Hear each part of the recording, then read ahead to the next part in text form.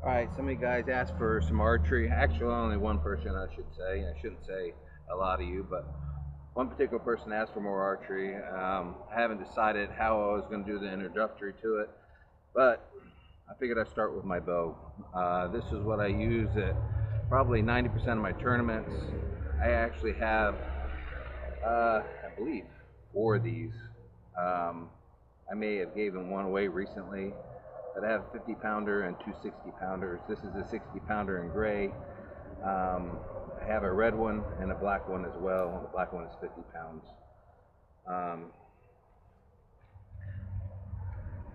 This is an Athens Exceed. You can see the Athens right here on the handle. This bow was probably manufactured, I believe, in 2010. So it's an old bow. I do have some newer stuff, but this is my go-to bow. I like the single limbs. A lot of people don't like single limbs. They actually like the the efficiency of a dual limb. I prefer single limb. It's just part of my history. What I started with, it's what I prefer, it's what I know how to tune. A few things I've changed on this bow. I've added stabilizers because in my bow hunter freestyle class I'm allowed to have a rear bar and a front bar that does not exceed 6 inches. I've added a few accessories as far as dampeners, a Matthew stop, and a dampener on the string guard. I actually use a Teflon slide. I make my own strings, so this is a custom set of strings that I actually have built. Normal D-loop, although I would like to go to a torqueless D-loop and actually try it, see if it makes any difference. Being that I run a lizard tongue type blade, it adds more downforce with a torqueless loop pulling from the bottom. As you can see, I've actually added some string here. It's probably hard to see on the camera, but I've added some string here to the bottom of the knocking point to actually increase the tension on top of the blade to try to keep it on the blade when I draw it. It doesn't always work. It actually ends up pinching it. Running a podium peep here with an 1/8 inch aperture.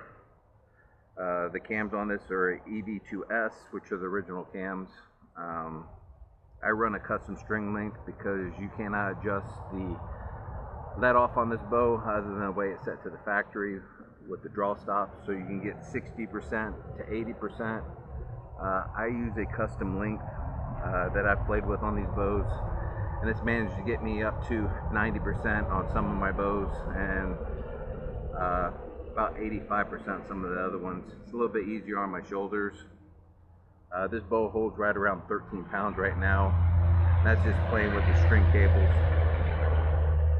Run an XL Armatech sight. This is an old version of that. I probably have 3 or 4 of those. Anytime I've seen one of these on Archery Talk or anything that's reasonably cheap, I have bought it. The fiber optics in these are probably the best on the market. The way my eyes are, it's about the only thing I can see nowadays. So very happy with the fiber optics in these. I think they're great. One of the best sights as far as all the adjustability that you can get out of it for first, second, third access. So I can't say enough about that. These stabilizers on here are actually 16mm stabilizers.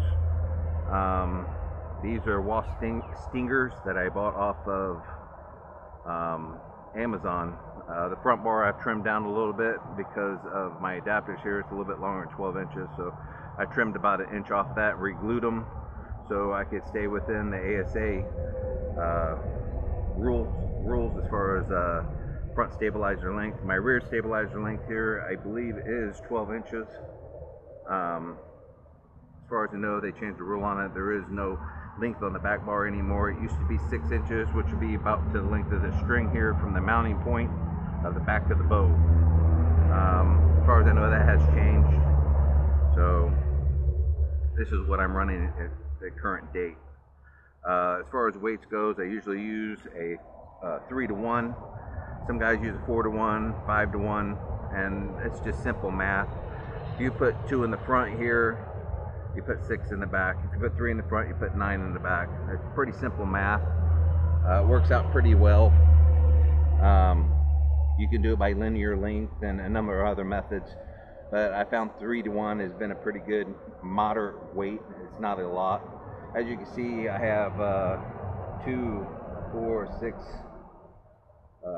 I got 8 in the back. I got 2 in the front.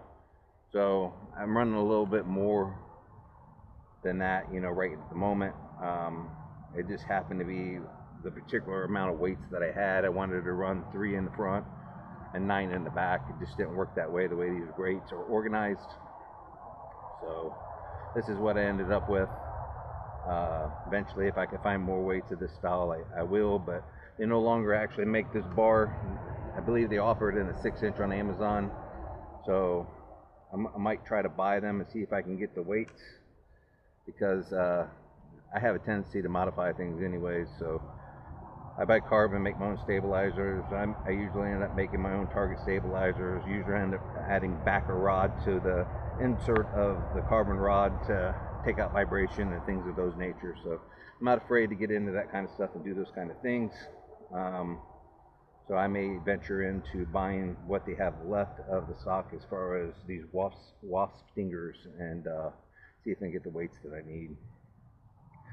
As far as the rest, it's actually a blade rest. That is a CBE rest. One of the reasons I bought that was because it actually has a dovetail bar on it that I can adjust it forward and backwards. I can actually adjust the torque that you're applying to the bow, so I can torque tune the bow from the handle by moving this forward or backwards and finding the sweet spot that limits the arrow movement as far as torque on the handle when you're pulling the bow back.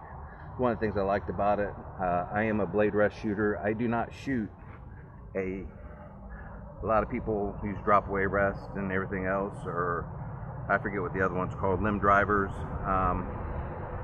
They can be more accurate, but my thought behind it is, if you can't shoot a blade or a whisker biscuit and your form is that bad, you probably have no business shooting a drop away rest.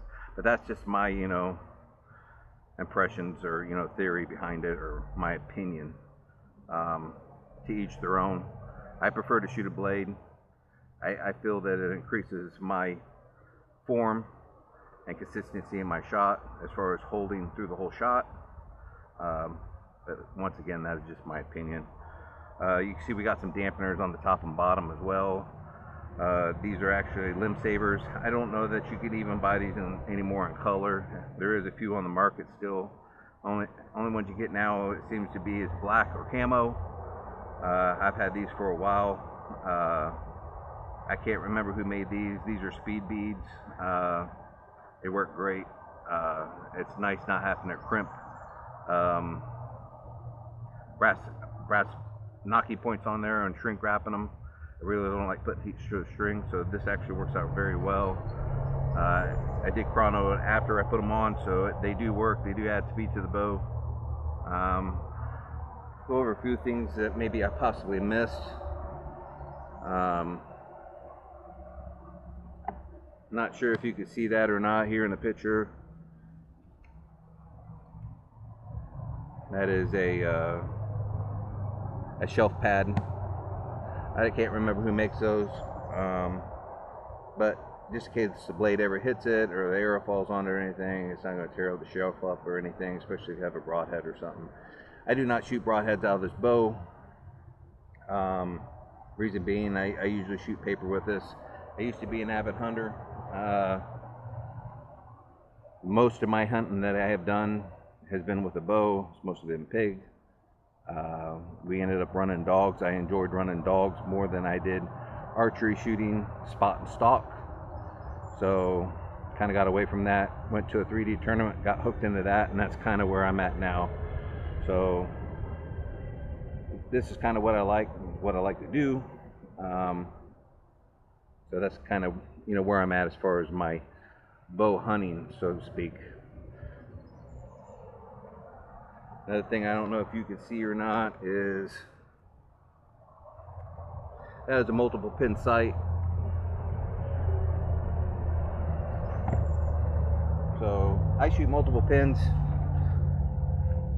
on my target bow. That is a particular class that I shoot in, which is bow hunter freestyle. It's just what I like to do. I've tried shooting a single pin. Being a bow hunter or previously being a hunter, I tend to compensate for the shot. Instead of dialing it in like a target shooter, I have a tendency to compensate for it. So if it's 22 yards, I'm holding my 20 high. If it's 25 yards, I'm splitting pins. If it's 28 yards, I'm usually putting my 20 at the top of the usually put my 20 at the top of the 12, and usually I'm letting it, you know, go in, or I'm holding, you know, my 30 on it on the bottom 12 and letting it, you know, go up to the upper 12. You know, I'm constantly compensating is what I'm trying to get at here. It's hard for me to actually just dial in a yardage and just shoot it. It's just from day one, that's just what I've learned and what I've adapted to, and it's just hard to get away from it unless I'm actually shooting paper. If I'm shooting paper and I'm shooting a yellow target, then, you know, I'm dialing in that yardage.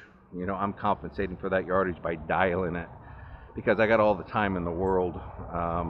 When you're hunting, you know, you're kind of hunting on the fly. You need to know your yardage, you need to know your surroundings, you need to be able to judge distance, and that is just what I am used to.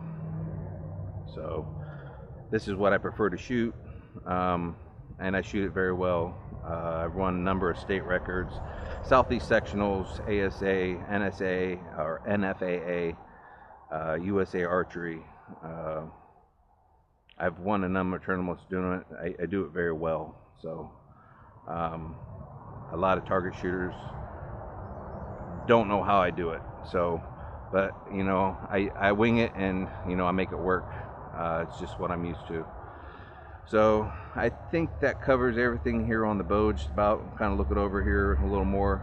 One more thing I'd like to touch on is actually, I don't know if you can see these or not in the picture. Let me bring the bow to you. This guy right up here is a what they call a limb stop. So this particular bow right here it has a limb stop on it. Most bows use a string stop, or they have a cam stop system built into the bow so the bow won't lock up as far as when you draw it back on the let off. So they have a wall built into the cam. They tend to be spongy on the backside. This is very solid. This isn't a type of bow that some people like to shoot as far as a hinge release. I do not shoot a hinge release. I actually shoot a ST360, which is actually a target release. I've come accustomed to, you know, dealing with the limb stop. Some guys actually take this stop up here and they'll back it off a little bit just to get it a little bit spongy, and you have to play with the knocking point to actually do that. But you know, to shoot their hinge release with this, a lot of guys don't like the limb stop. I like the solid stop on the back. That is just me. Don't mind me, I'm just kind of just rambling on here, but I'm also kind of looking over the bow here, trying to see if there's anything else that I might have missed on here that you guys might have questions about. And one other thing I noticed, there is dampeners on these that came with them from the factory for these wasp stingers. These usually call these grubs or dampeners. Those did come with those when I bought them. Like I said, the only thing I've done is modified this front one to actually get my length that I want, specifically 12 inches. And I think that's about it, guys.